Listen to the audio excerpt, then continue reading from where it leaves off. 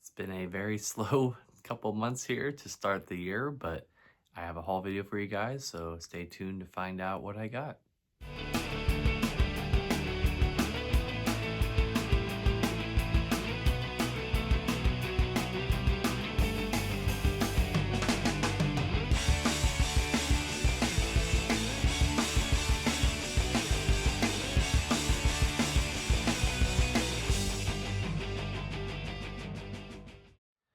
Hey YouTube, it's Mandak coming at you with another haul video. So welcome into haul video 176. Hope you guys are having a great day, week, year, or month a year and stuff like that. But yeah, anyways, Happy New Year. I think this is the first haul video that I'm posting in 2026, which, as I mentioned in the intro, is because the fact that I have not really done a no buy kind of start to the year, but I've really very much have scoped back my purchasing. Some of it's just trying to save money, but also some of it is just the fact that this time of year there's just not really a lot of great sales. Everything's kind of back to full price, if you will. New sets are out, so those are going for full price. So nothing that I really am struggling or like really looking for to purchase. Same thing with books. Just trying to get through my collection. My goal, well, actually, I'll explain it in the comics section here. But anyways, without further ado, let's go ahead and get into these sections, starting as always with the comics.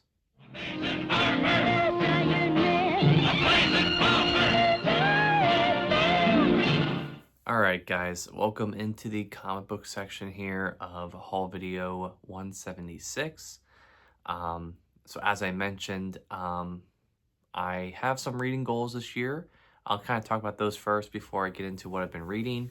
Right now, I'm close to 64% of my collection read, and my goal this year is to get to 70% read by the end of 2026. So I definitely think I'll be able to get to that.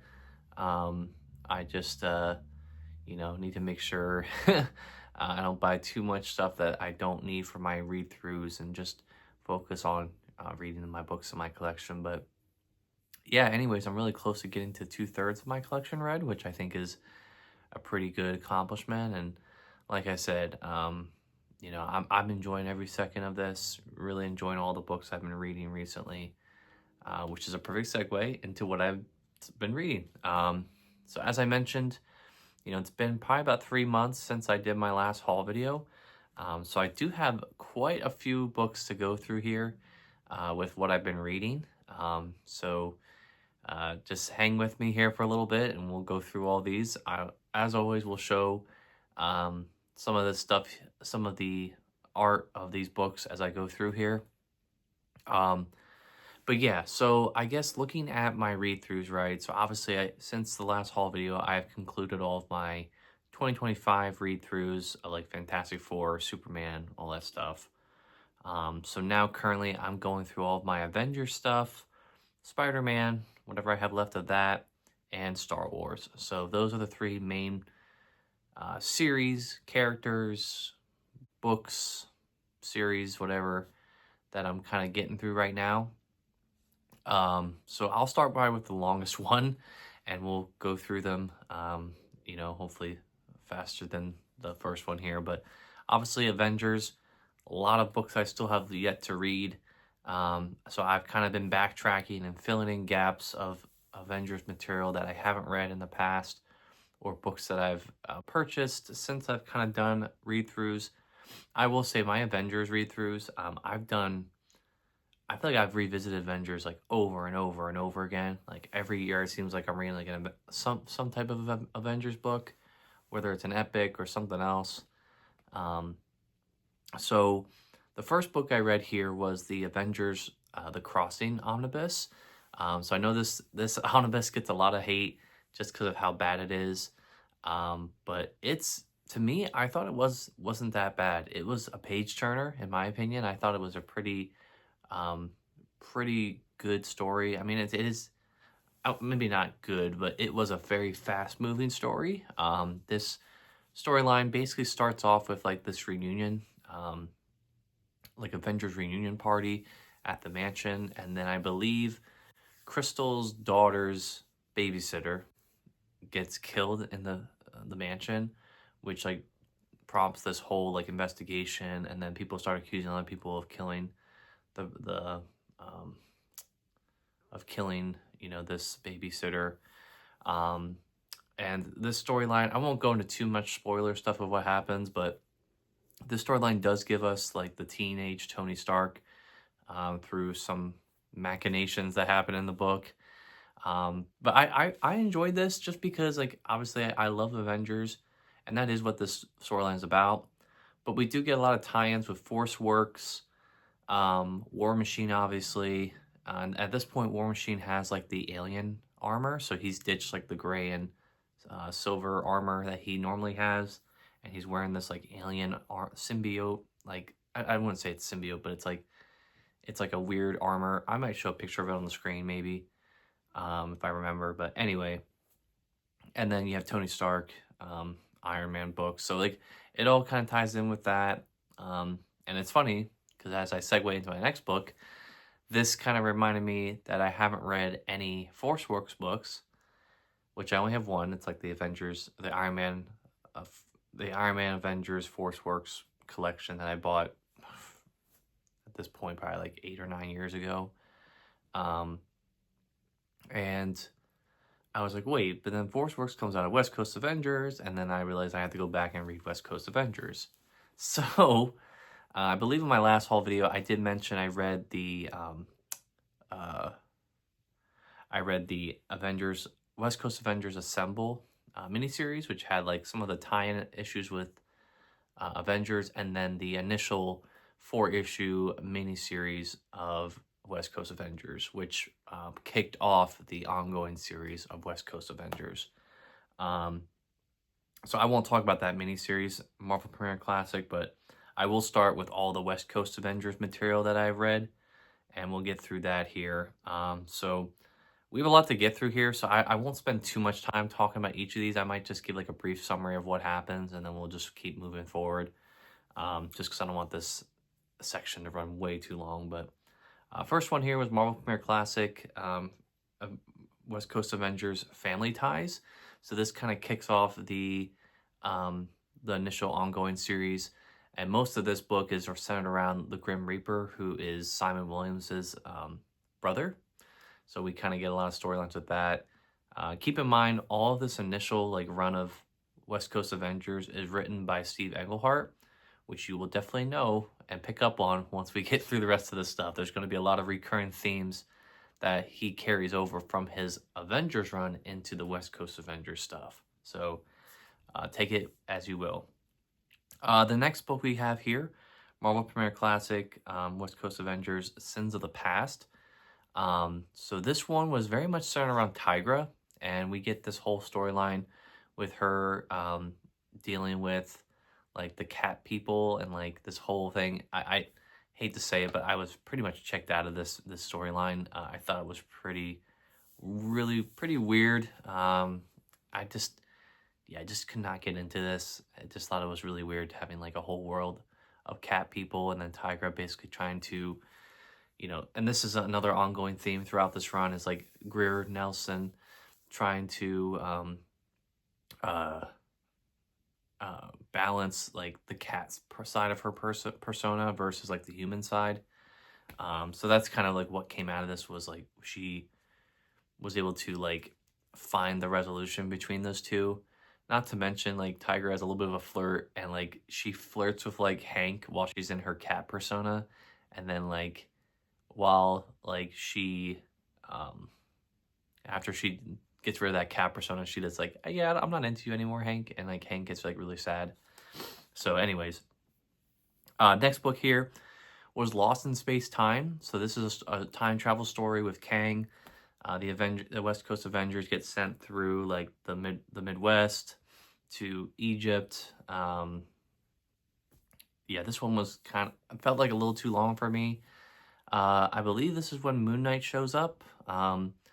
and also the Phantom Rider, which there's a storyline with this that kind of carries through the rest of the book, so I do want to mention it here. Um, you know, there's one point where the West Coast Avengers get sucked back through like time, and Mockingbird, Bobby Morse, is stuck in the 1800s with Phantom Rider, who actually brainwashes her into like being his like, I guess, girlfriend or whatever. um, and so there's a point where she gets out of her brainwashing, and like the Phantom Rider is like in a point where he could fall to off a cliff and die, and she just lets him die. Um, and she has to live that guilt because like earlier on in the storyline in the book, like the Avengers were very adamant about like we don't kill anyone, we don't do anything like that. Like that's the Avengers code, which technically you could argue that Mockingbird didn't kill him, she just let him die, which I guess isn't much better, but it's still not killing someone, right? So that's going to come up later in the storylines here. I promise you, I'll mention it later, but that is a plot thread that kind of starts here and then permeates through the rest of the run. And then we get into some other books which I read digitally because there was this weird gap I had in my collection of my reading material. So I read the epics for some of these digitally on Marvel Unlimited. So the first one here was Tales to Astonish Epic Collection, which obviously is the same namesake as the comic series that Ant-Man and the Wasp came out of. And the reason being for that is because this whole storyline, is around basically Hank finding out that his first wife, who was secretly like a Russian spy who got kidnapped and, at least from Hank's, testimony, was killed. So that's why he married Janet later on. Turns out she's actually still alive and was being held in Russia somewhere. So there's that whole storyline where they go off to take care of that. And there's this really weird moment where like Janet kind of joins the team around this time, and she goes off with them to help. And she mentions, she's like, well, I guess since your first wife's alive, like our marriage never happened, so we never actually could have gotten divorced. And like it's weird because you think that that plants the seeds for them to get back together, but that never happens, right? So but I will say at this point, I do like the amicable like friendship that Jan and Hank share at this point. So I think that's pretty cool. Next epic that I read here digitally was the Vision Quest Epic Collection. So story time with this one, I did have some older paperbacks for Vision Quest that I actually read part of this epic in print, and they're like these like smaller digest size Panini Press books. If I remember to put one up here, I'll show you kind of what that book looks like. Maybe I'll put both of them together so you can see what they look like in comparison. But yeah, that one, like I read part of that in that format. I'm actually selling that just because I don't want to keep those little tiny books in my collection. I don't really feel like I need to keep them anymore. But yeah, Vision Quest, this is when we get into, I believe this is the part where we transition from Englehart for the most part into John Byrne. So John Byrne has now officially picked up the book, and this is where we kind of get a lot of crossover with the Avengers, the East Coast Avengers books and the West Coast. And I do believe this is also the moment where the book changes from West Coast Avengers to Avengers West Coast. So I don't know why they did it. I'm assuming they probably did it just so like alphabetically they could like easily find it, I guess, or like it would make more sense for people to find it in shops or order it, whatever. Anyways, this whole storyline is built around the fact that there's some stuff that happened in the main Avengers storyline, the East Coast book, where Vision basically tried to take over the world, tried to hack into like the UN computer and take over the world or some shit. And because of that, he basically got kidnapped by the UN, taken to like this undisclosed location, and basically just pulled apart into pieces. So there's a really cool splash page. I might try to show it here if I can. But it basically shows like the Vision's body like completely segmented out. And once I read that, I was like, okay, this was the inspiration for that one scene we saw in WandaVision, which I may try to show here too if I can. But like, yeah, the imagery was exactly the same, and I'm like, I'm really glad I got to read this. But yeah, basically we get the white of Vision after this, right? Because at this point his emotions have completely been taken out, and he's basically starting from fresh again. Um, so that's really interesting. You know, we get this whole storyline with obviously Scarlet Witch is very upset because her husband is pretty much gone. And we get this whole like plot point where if Simon Williams gave his brain patterns to like the Vision, he would be able to restore the Vision back to his original like programming and like who he was. But he basically tells Scarlet Witch that he doesn't want to, because that basically is like saying that like he's basically giving him his own like conscience over to the Vision to be with Scarlet Witch, which like from a logistical standpoint, like an objective standpoint, I understand why, because it's like you're giving your own like persona over, right? Which feels kind of like weird. Um, and also like a violation of your, I guess, whatever, right? But secondly, we obviously find out that like later on a little bit in this book and maybe into the next book that Simon Williams actually is in love with Scarlet Witch, which I believe we will see in fruition here at some point with Force Works potentially. But anyways, that whole plot point's pretty cool. So that's a lot that happens in this book. The next book I read here was Darker Than Scarlet, and this was another Panini Press book that I read. You know, this book has a very like it's very apparent that this storyline was trying to be like a secondary like Jean Grey Phoenix storyline with like Scarlet Witch, because like people kidnap her and like manipulate her into like unleashing her powers, which feels very like it feels like a very like a poor man's version of like the Dark Phoenix saga in my opinion. Just definitely not as executed as well. Just not as great of a storyline. Obviously, not as memorable of a storyline. But nonetheless, I thought it was an interesting premise to go under there. Next one we have here is Along Came a Spider-Woman. So this here we get introduced to Julia Carpenter, excuse me, um, as the Spider-Woman. So we get her storyline, and she joins the team. There's a lot of kind of forgettable storylines here. At this point in the book, too, Roy Thomas has taken over writing duties, and man, is it apparent, because he is so heavy-handed with the dialogue that it's almost a distraction in some of these books. I hate to say it.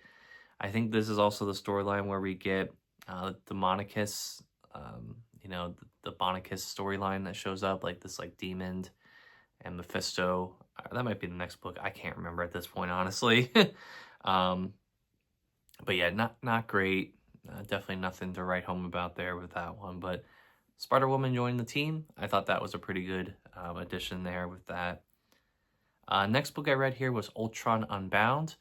So again, you know, this is a shorter paperback. There actually collects the Vision 1990s miniseries in the back of this book, which I already read actually in a previous Epic collection. So I ended up skipping that because I didn't want to read it again so soon after I just read it for the first time. But yeah, we get a lot of storylines of Ultron. There's this weird plot point where he kidnaps Mockingbird. And I forgot to mention this earlier, but at some point, Hawkeye finds out about what Mockingbird did to Phantom Rider, and they basically are like, yeah, we're gonna get divorced over this. And I'm like, okay. So then they separate for a while. Mockingbird's not on the team, and this Ultron story is kind of what pushes them back together, because Ultron kidnaps Mockingbird, creates this like robot like sidekick out of her, kind of like Jocasta, but the name of her robot persona, ready for this, is called War Toy, which is arguably one of the worst names for any type of character in any book I've ever read. And I'm just like, what the hell is going on here? But anyways, the main thing with this is that like after all of this craziness goes down, Hawkeye and Mockingbird end up getting back together, and just being like, okay, I think we should just stay together because all this insanity is just nuts. And, I guess sometimes all it takes is potentially losing the person to realize that you want to get back together with them. So that was interesting there. And last book here was Death of Mockingbird. So obviously, it kind of gives away what happens in this book. But yeah, the second to last issue of West Coast Avengers, Mockingbird passes away. She is killed by Mephisto, and yeah, that's this. Like I said, this paperback ends the West Coast Avengers run. We also get the Spider-Woman miniseries in this book, the Julia Carpenter um, miniseries. I thought it was pretty good. Kind of explains why her name is Julia Cornwall, because that was her maiden name. I think that was probably already established, but I just didn't remember. Which I was telling my wife kind of explains why her character's name was Julia Cornwall in the Madam Web movie, which I hate to bring that up because that movie's awful. But that explains why her character's name was Julia Cornwall and not Carpenter in the movie, because she also wasn't married yet. She didn't change her name, so that makes sense. But yeah, I thought it was a pretty decent story. It takes place in like Peru. They go to Peru for some stuff to save like her parents, and her daughter Rachel's involved. So I thought it was an all right miniseries there. And then obviously we end this collection with the West Coast Avengers basically being disbanded by the East Coast Avengers, and there's a lot of bad blood there, which leads to Iron Man, Scarlet Witch, Spider-Woman, I think Simon Williams, or no, not Simon Williams, he's not in there. U.S. Agent kind of breaking off and going to form Force Works, which is the book I'm going to read next. So I'll keep that for my next haul video, because we're already 20 minutes into this one. So anyway, I'll wrap up some of these other ones quick here. So Spider-Man, pretty much I've read all of the printed stuff that I have of Spider-Man now. So I finished reading the Untold Tales of Spider-Man Omnibus, which I thought was really great. Kurt Busiek did a really great job linking everything together. Yeah, if you're a big fan of like the Silver Age Ditko run, I would definitely recommend reading that Untold Tales. Helps fill in a lot of gaps, and it's really interesting how he kind of bounces between all those different plot points. So really fun. A little bit of a thicker read, but a little bit more of a denser read in my opinion. But I think it was worth it just for what was included. JMS Spider-Man. Finished reading both of those volumes of Omnibus. I'll show the covers here. Yeah, both of them were really great. Obviously, the first one had a lot of stuff with like Ezekiel and some of the other like demon, like the spider demon god types of stuff. We also get the 9/11 issue in the first volume, so that was I'm not gonna say it was great to read, but it was very. It felt like it was almost like required reading as a Marvel fan to read that. So I'm glad I got to finally read that all the way through. And then the second volume is pretty much a lot of like Civil War era stuff. So we get like, obviously him like taking his mask off and then dealing with all the repercussions of that. I really enjoyed reading the storyline Back in Black. I thought that was probably one of the standouts of that volume, in my opinion, which is basically Peter having to go after Wilson Fisk for orchestrating the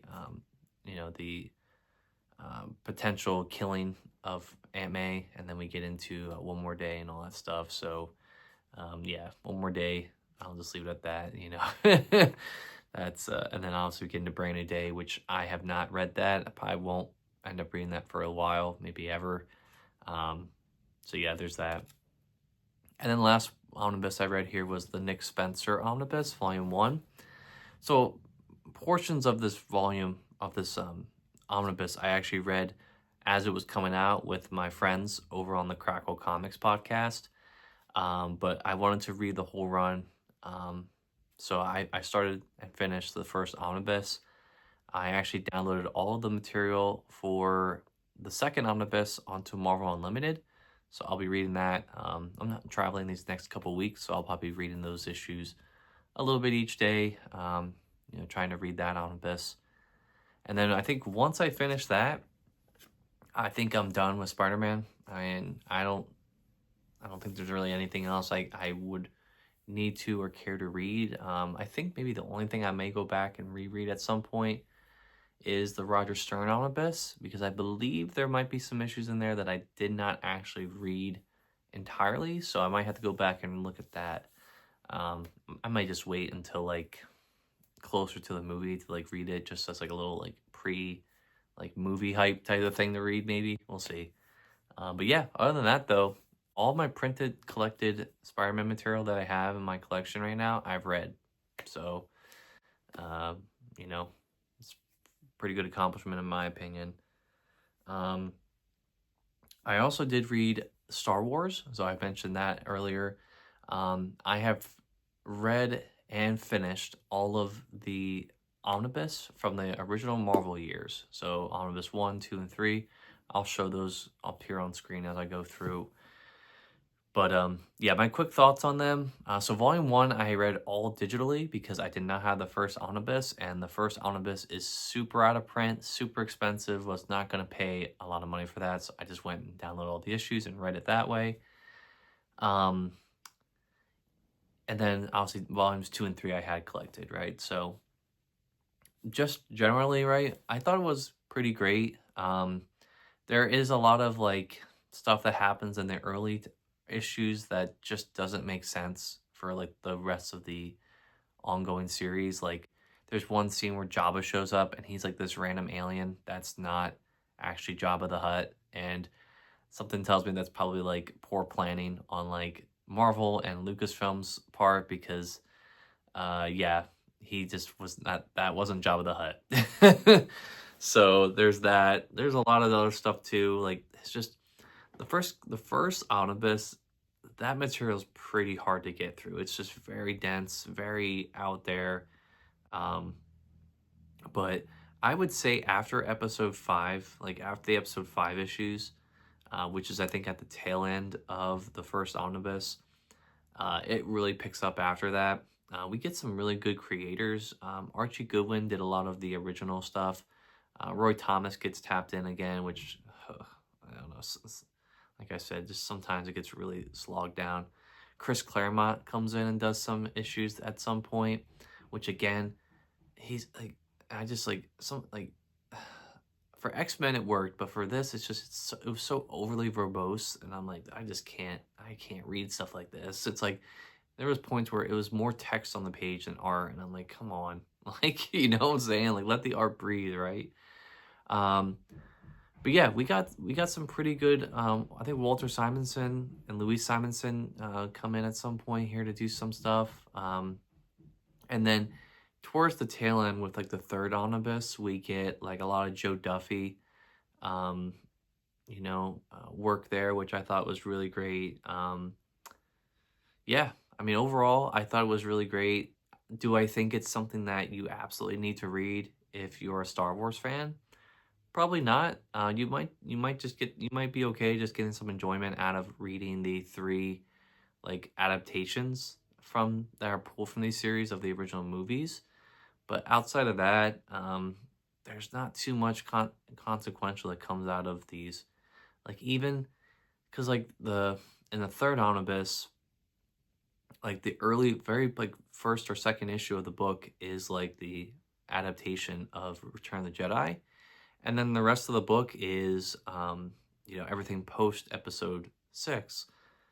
And I just feel like there's just like a lot of wasted opportunities of like trying to establish more of like the world around like the government, of establishing a new alliance of like free worlds, I think is what they call it or something. They don't call it the New Republic. So that's another thing too. It's just like, you know, just some of the wording and some of the stuff here, I'm pretty sure, well, obviously none of this is canon anymore, but um, yeah, it's just I just feel like there's just a lot of wasted plot threads that they could have explored with some of these. But nonetheless, I thought there was some pretty good stuff that stood out with what they did do. So, um, but yeah, anyways, unless you're a diehard Marvel Comics Star Wars fan, I don't think you need to read this. I think you could probably be better off just reading the adaptations and then reading a lot of the Dark Horse stuff, because the Dark Horse comics are definitely way more tied in with the actual movies and like the mythos of that. I think that would definitely make you a little bit more happier with that. So there's that. And as I close out this 30-minute what I've been reading, I know this is probably the longest one, and it's just because it's been so long. I did actually squeeze in some other reading that wasn't part of my read-throughs, and those are the two Stranger Things omnibus. Those like paperback omnibus. So the second one I believe I just purchased back in like October of last year. But I read these. These were awesome. Really had a lot of heartfelt stories.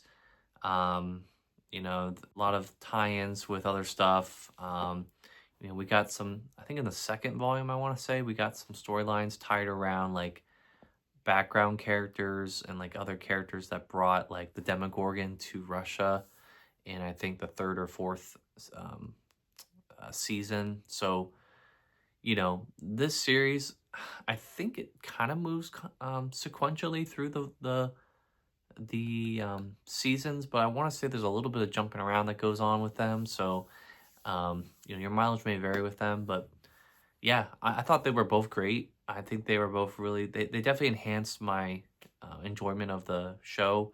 I actually read these right after finishing season 5 with my wife. So we watched season 5 back in January and just had a hankering to read Stranger Things. And I'm like, well, might as well do it now because I don't think I'm going to have any more hype for this show later on, right? So I decided to read those, got through both of them in like actually one work trip, which I thought was kind of impressive there. But yeah, they were both very, very quick reads. So if you want to hunt down the paperback omnibus for these, you can.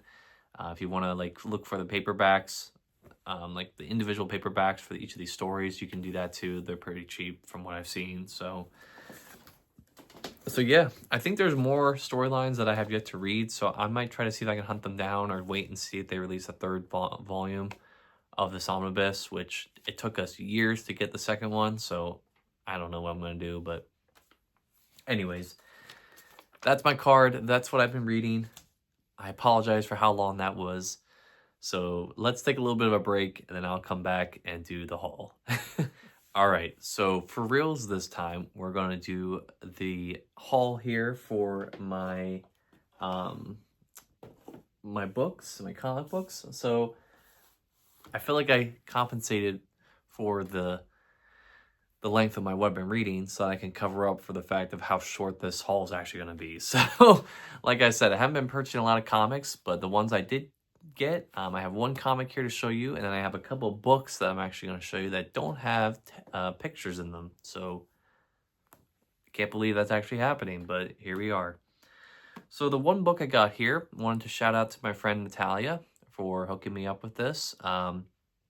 So funny enough, I got this book from her during Christmas break. So I was up seeing my wife's family in New York over the holiday, and got a message in our Discord group that she got 2 copies of this book. And she's like, does anyone want one? And I was like, you know what? Yeah, I do, because this character has a movie coming out this year, and I need to build up my material for her character so I can read it and enjoy it and get hyped for the movie. So that character in that book is Supergirl, Woman of Tomorrow by Tom King. So this collects the 8-issue miniseries of Supergirl, Woman of Tomorrow. Yeah, so like I said, she got 2 copies of this by accident. So I actually paid her for what she paid for the book, so that way she could ship it to me and make a little bit of money off of what she was spending to ship it to me for her trouble. So just wanted to shout out to her for giving me this for half off. This was originally on sale for $20, got it for $10 from her. So is it a little overpriced for 8 issues? Maybe, right? But I think it's going to be a really fun read. Like I said, I'm really looking forward to the Supergirl movie. I thought Superman was really good, and I have a lot of faith in James Gunn to, give us another really great super family-themed book, or not book, movie. So, and obviously, I'm a big fan of Tom King. I've liked most of the stuff I've read from him. Um, so I'm really, really hyped to read this and add this to my collection. So again, really cool and really glad to have this in the collection here. All right, so the next pile of books here I got were books that I bought off of a sale off of Amazon. So there was a sale that Amazon was doing. It was buy one get one 50% off of most books, not all of them, but most books that they have on there. So did some digging and found some old books that I no longer have in my possession, but wanted to get because I wanted to read them for reals this time. And it's funny, as I was going through these books, I actually was looking them up on my Libby app to see if I had them for free on there, but they weren't on there. So hence the reason why I went and kind of bought them.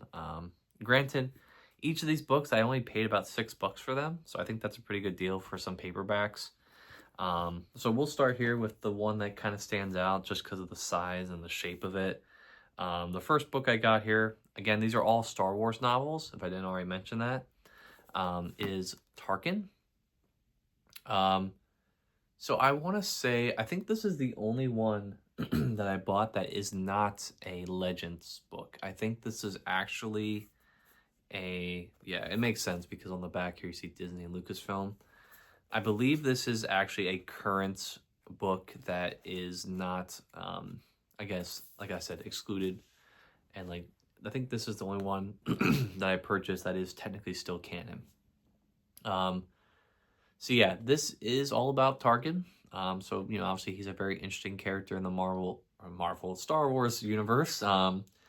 And, you know, I think this kind of, you know, shows his progression through the rise of the Empire and obviously up to his death, I believe. So, yeah, don't really have much to show here, but again, picked this up for pretty cheap and, like I said, really excited to read this. You know, I think I'm going to start lining up all my books sequentially so I can make sure I know which ones to kind of read first.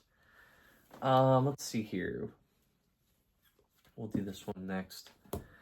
So this one I remember having when I was like a kid, and I just never finished it, never actually read the whole book. But I wanted to get this because I thought this was another kind of really good book to read, and that is Star Wars Death Star. So as you can imagine, this is all about the Death Star being created. We have Darth Vader in here. We obviously have Tarkin again. But I think from what I can remember with this book, there was a lot of storylines built around like stormtroopers and other characters in the Death Star themselves. So like I'm really interested to read this and kind of see what that's all about. So again, really another great book. I think that was worth picking up from the Legends side. I think it's gonna be really, really fun to read, and yeah, really excited. So there's that. 434 pages. So we'll see how quickly I get through these. Like I said, my goal for like these books, once I get to like these books and I'm done with my Plagueis read, is like I kind of just want to stick to like maybe reading like 10 pages a day. Like if I do 10 pages a day, I can get through the book in like a month and a half, right? I think that's a decent goal to set. Like I don't want to do something where I'm stretching myself too far where like I get tired of reading, right? I as I get older, I want to transition more into like reading actual books too. I think that's good too to have that variety. So there's that. All right. This next book I got was the first EU Star Wars novel, from what I can remember and what I've been told, and that is the Star Wars Splinter of the Mind's Eye. So wanted to get this just because of the lore behind this. Like I said, this is the very first Star Wars Expanded Universe novel that came out. This came out, I believe, you know, I think 6 months after Episode 4 came out. So this was being written around the time that the first movie was coming out. So Alan Dean Foster, excuse me, he also did write the novelization, the original novelization of Episode 4. So maybe at some point I might go back and try to hunt that down if I can find it easily. But yeah, this is the premise of the story is Leia and Luke go on a mission to find, I think, some type of power source in a swampland area. And you can see here kind of the cover. You see there's Vader there. So yeah, interesting. And I'm really excited to read this. Unfortunately, the copy I had, the cover got bent a little bit. And it's even funny too, as you read this, you can see like the text looks a little bit like older. Like the way that they print it looks a little older in my opinion. So yeah, be interesting to read this and see what this is all about. So there's that. And then the last one here, another one. It's funny actually, this book, my friend in 5th grade actually gave this book to me. Like he actually read it and he didn't want it anymore. So he actually just gave it to me for free. And I actually sold it like years ago because I just never read it. But I bought a new version of it, and that is the Star Wars Tales of the Bounty Hunters. So I really wanted to get this because this covers the storylines of what the bounty hunters were doing during episode 5.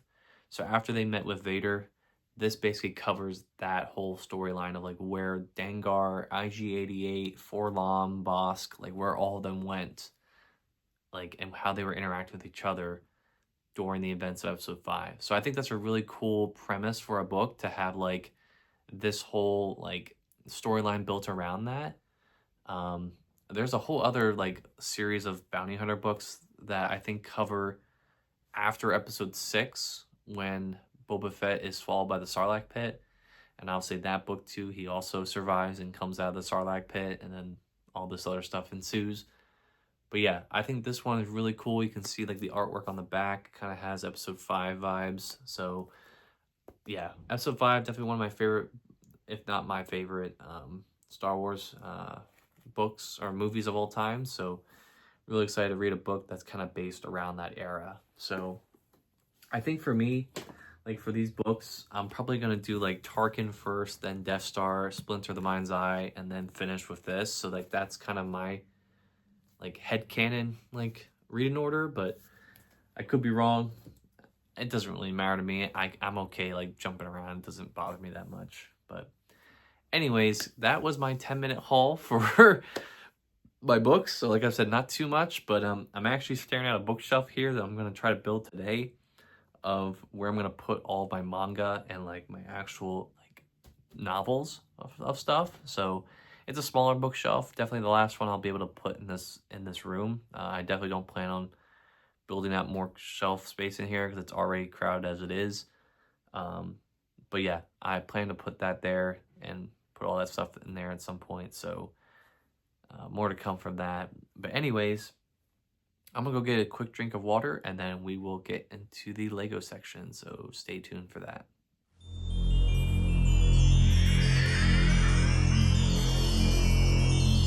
All right, guys, I am back with another section here of this haul video. So as per usual, we will get into the Lego section. So obviously with a thumbnail for this video, you've already seen one set that I purchased, but I will start with the smallest ones first and work my way up. So starting with the smallest one, we got a Lego minifigures pack, which this one I believe does have the white cat. So we'll go ahead and open this up and I will be able to confirm that for you, which it is. So I will build this here live on camera. But yeah, so just some commentary with this. I actually bought this when I was on a work trip. I had some time to kill during my travel day. So I went over to Target, got some water for the week, you know, just to stay hydrated.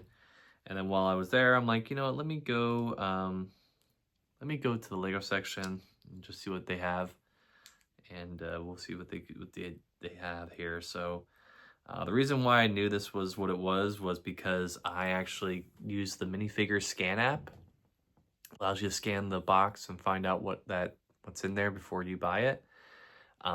So yeah, obviously I think I've talked about it on the channel here, but obviously I have a black cat. Monica and I own a black cat. Her name's Luna. So wanted to get this one because I thought it'd be really cute to have a cat minifigure. Unfortunately, there's no black cat in this set. I hope maybe someday we'll get a black cat minifigure, but until then, this will have to do. So really cool. Comes with a little ball of yarn, which I thought was kind of cute. So yeah, there's that. I may try to offer it up to my wife to see if maybe she wants to keep it on her desk, but she probably will say no. All right, next that I got here, I also bought on that same work trip because I saw it in the Lego aisle, and I wanted to pick it up. And this is actually, I think, the first poly bag that I've seen that's in a paper bag, and that is the Star Wars Darth Vader's TIE Advanced. So yeah, really cool. Really excited to build this. Definitely probably planning to build this soon here, but yeah, I thought this is kind of cool. You know, obviously with such a small build, you know, you're kind of limited on how much spacing you have here, but the gaps on that, it's a little weird, but nah, this is a killer you know, set here. Everyone always makes these things where like, oh, if this is a polybag, then the UCS set coming out must be the TIE Advanced, right? Which I think it is rumored that we might be getting a new Darth Vader's UCS TIE Advanced this year, but nonetheless, really cool build. Really excited to build this polybag. Went ahead and bought 2 of these, one to keep sealed, obviously, for my sealed polybag collection. So this will be the first polybag in my sealed collection that will be paper, which, yeah, it's interesting. Another interesting component to this, too, is there's this whole other, like, community out there who actually takes these challenges to build the polybag build within the bag without actually opening the bag.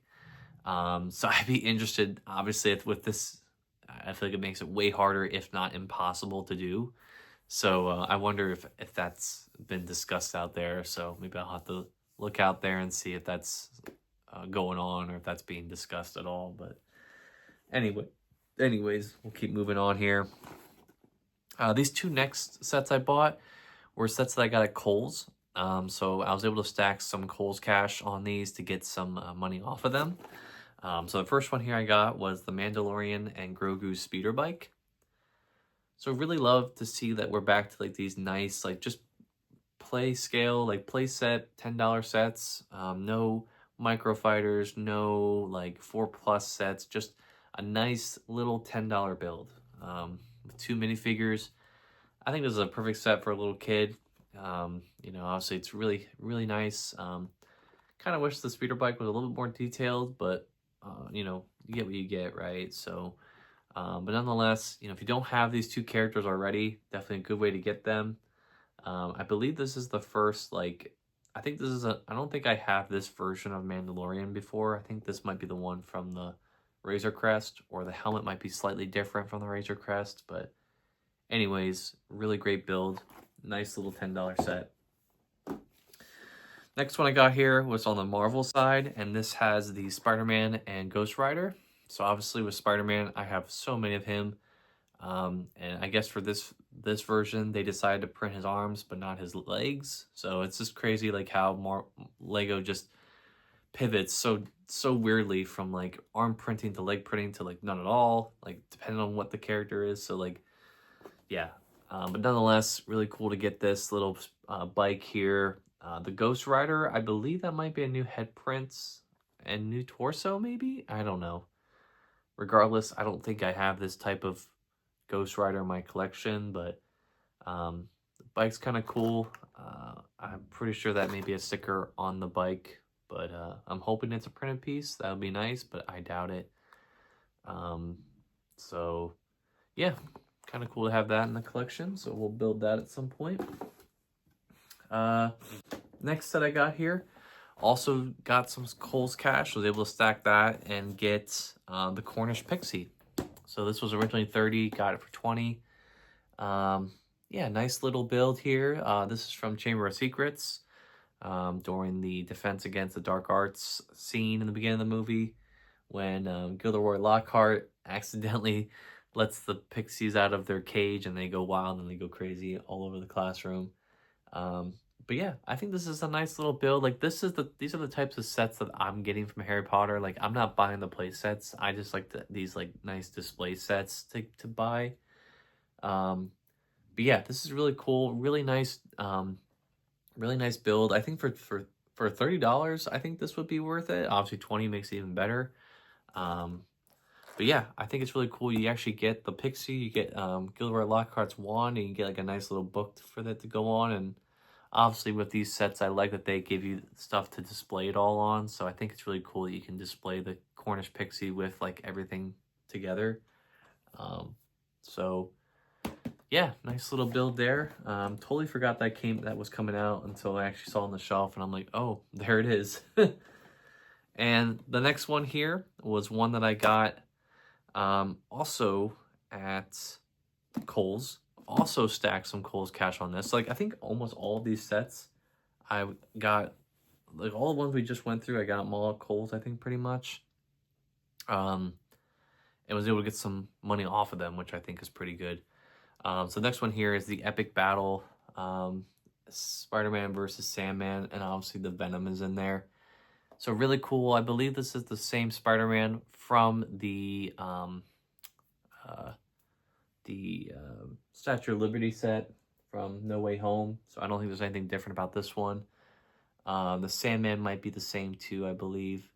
But that Venom minifigure, straight fire. I think that's a new print. That's a new minifigure total. That is from the Spider-Man 3 movie. So yeah, for $25, I think this is a really good deal. You get 3 really good minifigures.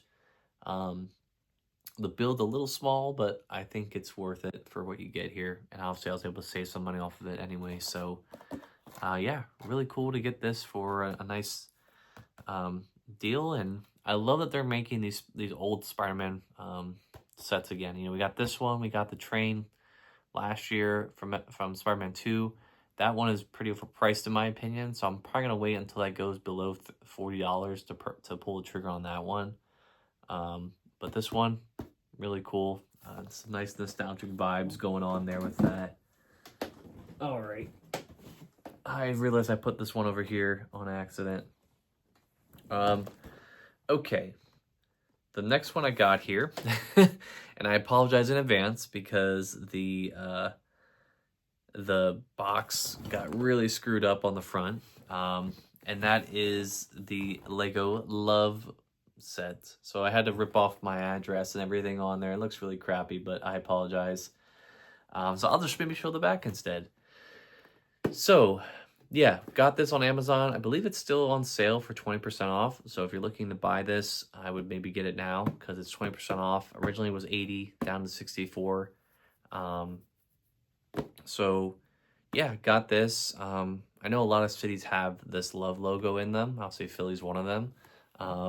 But yeah, I really wanted to get this when it was coming out, and I'm really excited to give this a build and maybe put it somewhere downstairs potentially. We'll see. I don't know. I don't want to infiltrate our shared space too much with all my Lego stuff, but regardless, I think this will be a nice display set, and I'm really excited to build this. I'm really excited to see what kind of like building techniques go into this, and it's just really cool at this point that like in 2026 we can get like Lego sets like this where like we can get a font so like iconic represented in Lego. I just think that's really cool. So yeah, really hyped to have this in the collection, and we'll get this a build in the near future. All right, and then closing out this video, I have 2 sets that actually aren't Lego, but stuff that I found about online that I wanted to buy. So some backstory with this. We're a big Aldi household. We go to Aldi for pretty much all of our groceries just because it's the cheapest thing, and it's actually right down the street from us. Like we're like maybe 5 minutes away from Aldi. So it's just really convenient, really affordable. I saw on TikTok that apparently Aldi was selling these 2 like branded Lego sets. Now keep in mind, you know, Aldi is actually I think a company based in Germany. So I think they're very close to Denmark in the sense of like, you know, like I don't know. I think this is like kind of like how they were able to get some of this stuff and why they have this available. So I actually bought 2 buildable sets from them that were actually available at the store I went to. And both of these I got for $20 each, which I think is an insane deal. So the first one here is actually a replica store of Aldi.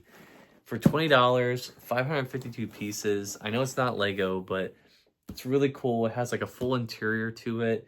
And it basically looks like the store that I go to. So I think that's really cool. I'm really excited to build this and display this with my other Lego sets downstairs. And then the other one here that's going to accompany that is an actual Aldi logo. So this is all brick built. Looks exactly like the logo, which I think is hilarious. All the colors.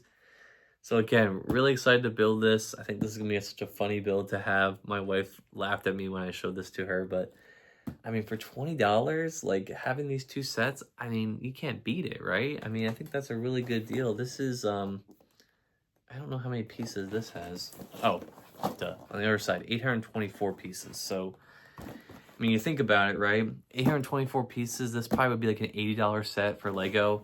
And then this other one, 552 pieces, probably $50 to $60. So, I mean, it's insane that it's only $60 each. And like the packaging's really good, really big, you know, so I don't know. I guess I'll have to start looking for this type of stuff at Aldi now, because I think it's really cool. But yeah, I guess I'll have to find some space to make an Aldi shelf at some point. But anyways, guys, that was my haul for Lego. So let's go ahead and get into the outro for this video. All right, guys, so thank you so much for watching. So even with the fact that I didn't really buy too much in this haul video, this haul video may be one of the longest, if not the longest haul videos that I've done. So again, apologize for that. But anyways, hope you guys enjoyed this. Please consider commenting, liking, and subscribing for more content. I have a whole playlist of these videos that you can watch and check out on my channel. But until next time, I will see you guys on the flip side.